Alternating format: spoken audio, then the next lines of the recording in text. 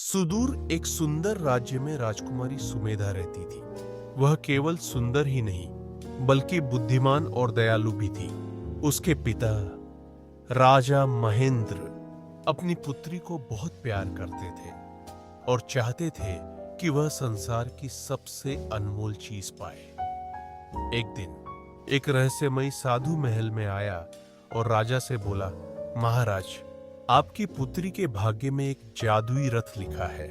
वह रथ उसे किसी अद्भुत यात्रा पर ले जाएगा, लेकिन यह तभी संभव होगा जब वह सच्चे दिल से इसे पाने की इच्छा रखे और एक परीक्षा से गुजरे। राजा को यह सुनकर आश्चर्य हुआ, लेकिन सुमेधा बहुत उत्साहित थी। उसने साधु से पूछा, मुझे क्या करना होगा?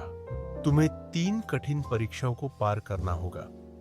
त्याग, साहस और सच्चाई की परीक्षा। यदि तुम सफल हुई तो जादुई रथ स्वयं तुम्हारे पास आएगा। पहली परीक्षा। त्याग राजकुमारी को पहला कार्य मिला। अपने सबसे प्रिय आभूषणों को जरूरतमंदों में बांटना। यह उसके लिए कठिन था, लेकिन उसने बिना किसी पछतावे के अपने गहने गरीबों में बांट दिए। उसकी उदारता देखकर साधु मुस्कुराए और अगली परीक्षा की ओर बढ़े। दूसरी परीक्षा। साहस। दूसरी परीक्षा में उसे एक खतरनाक जंगल से गुजरना था, जहां एक दैत्य का वास था। सुमेधा निडर होकर अकेली जंगल में चली गई। जब दैत्य ने उसे डराने की कोशिश की, तो उसने बुद्धिमानी से उसकी कमजोरी पहचान कर उसे मात दी। जंगल पार कर उसने दूसरी परीक्षा भी जीत ली। तीसरी परीक्षा। सच्चाई। अब आखिरी परीक्षा थी सच्चाई की।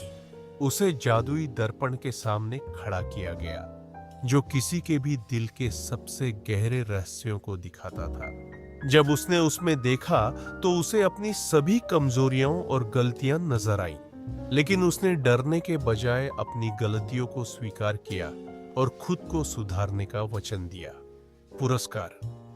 जादुई रथ। तीनों परीक्षाओं में सफल होने के बाद अचानक आकाश में बिजली चमकी और स्वर्णिम जादुई रथ प्रकट हुआ। उसमें सफेद घोड़े जुड़े थे जो हवा में दौड़ सकते थे। साधु ने कहा, अब यह रथ तुम्हारा है। यह तुम्हें जहां चाहो वहां ले जा सकता है, लेकिन याद रहे, इसे केवल अच्छे कार्यों के लिए ही उपयोग करना।